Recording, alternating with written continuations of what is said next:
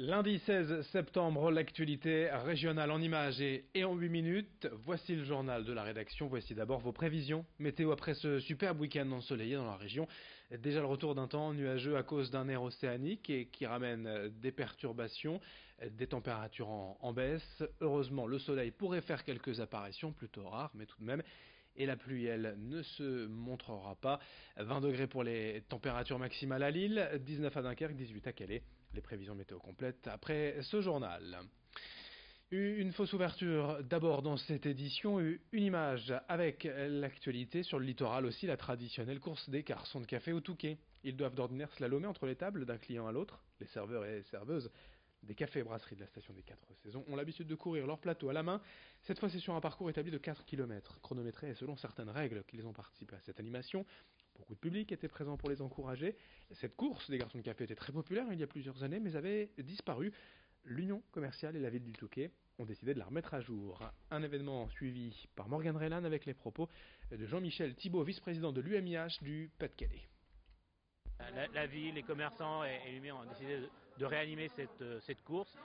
Je pense que c'est un petit clin d'œil, je dirais, à donner à tous les professionnels des métiers de l'hôtellerie, de la restauration, aussi du lycée hôtelier qui s'est joint à cette compétition. On a eu quand même la chance d'avoir un été à peu près correct. On sent que c'est compliqué. Il faut être au quotidien très attentif. Il n'y a rien qui est simple, donc c'est un combat de tous les jours. On rencontre de plus en plus de difficultés, je dirais, à trouver des collaborateurs, à travailler dans nos métiers. Bon, on s'attache, je dirais, à mettre des choses en place avec l'éducation nationale, la région, l'État. Il y a des choses qui doivent avancer et sortir prochainement. Ça, c'est une belle opération de promotion pour nos métiers. Dans l'actualité régionale, également 2 semaines après les élèves du primaire et du secondaire, c'est la rentrée pour l'Université de Lille. Un an à peine après la fusion de ces 3 entités, l'institution régionale souhaite désormais s'affirmer sur le plan national avec plus de 72 000 inscrits cette année. L'Université de Lille est la plus importante de France en nombre d'étudiants. Pour attirer toujours plus, elle propose de nouvelles formations cette rentrée pour s'adapter aux évolutions et aux tendances de la société, avec près de 9 500 étudiants étrangers inscrits, un chiffre en hausse de 14%, malgré la fin de l'exonération des droits d'inscription pour les non-européens. Explication et présentation des forces de l'université avec son président, interrogé pour nous par Rémi Desremeaux. C'est plutôt une année, on va dire, d'affirmation, de consolidation. Donc on est en train de finaliser un certain nombre de procédures qui vont permettre de fluidifier un certain nombre de dispositions dans l'université. Donc en termes de pilotage, en termes de recherche, on est en train de structurer la recherche autour de grands hubs. Ça vous l'avez vu, autour du numérique, de la médecine, des sciences de l'environnement en l'occurrence.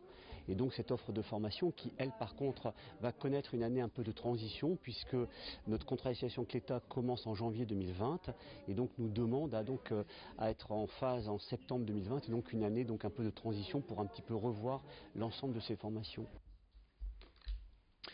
Autre information à Roubaix, des élèves du centre de formation des apprentis en BTP vont prochainement partir au sud du Maroc pour participer à un chantier solidaire. Un projet professionnel et personnel pour apprendre à travailler dans un autre contexte et découvrir une autre culture.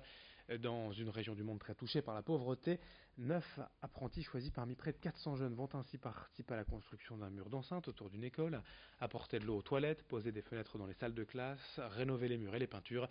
Ce vendredi, l'association Cap Solidarité est venue les préparer au choc culturel qui les attend sur place. Explication au micro de Rémi Desremeaux. Puisqu'il faut savoir que là-bas, nous travaillerons avec le CFATI d'IFNI et nous aurons sur le chantier des apprentis marocains, donc un échange culturel mais également un échange au niveau des pratiques, peut-être un retour aux pratiques ancestrales que nous avons un peu oubliées ici au niveau du bâtiment, l'éco-construction pourquoi pas, un enrichissement personnel et puis aussi au niveau du travail. Il faut savoir que nos apprentis doivent rendre un rapport d'activité à la fin de leurs 2 années de brevet professionnel et évidemment proposer ce genre d'activité, ça va être pour eux, je pense, un grand plus. Près de Montreuil, un lieu unique à vous faire découvrir, un gîte de répit inclusif, un hébergement destiné aux personnes en situation de handicap et à leurs aidants. L'inauguration du gîte Les Bobos à la ferme avait lieu ce vendredi, mais l'endroit est en activité déjà depuis quelques semaines et a même accueilli 4 familles cet été. À l'origine de ce projet, Elodie et Louis, parents d'Andrea, une petite fille atteinte d'une maladie neurodégénérative. Leur objectif est d'offrir un moment de répit, un moment de tranquillité, propice au lâcher-prise quand le quotidien d'aidant peut être difficile à supporter. Le gîte peut accueillir 6 personnes et a demandé 12 mois de travaux pour répondre aux normes d'accessibilité. Explication au micro de Morgane Reylan.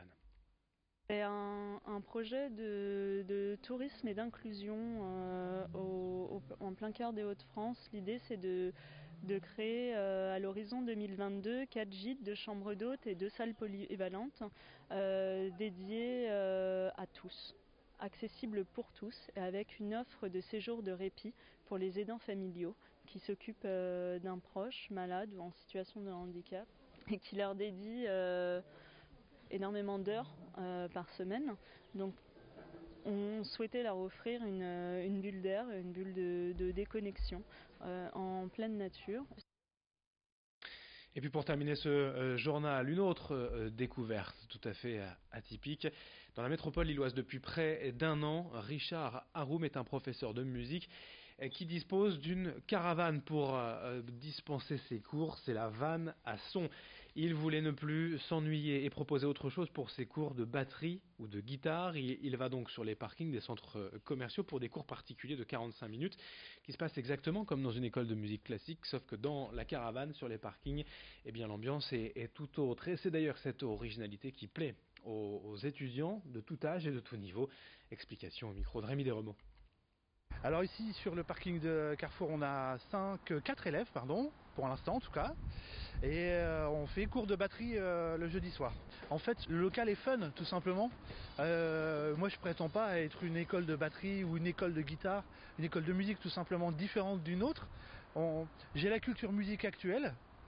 Et voilà, on a un local fun sur lequel on vient faire des cours, on n'est pas obligé de se déplacer loin, je viens ici, voilà.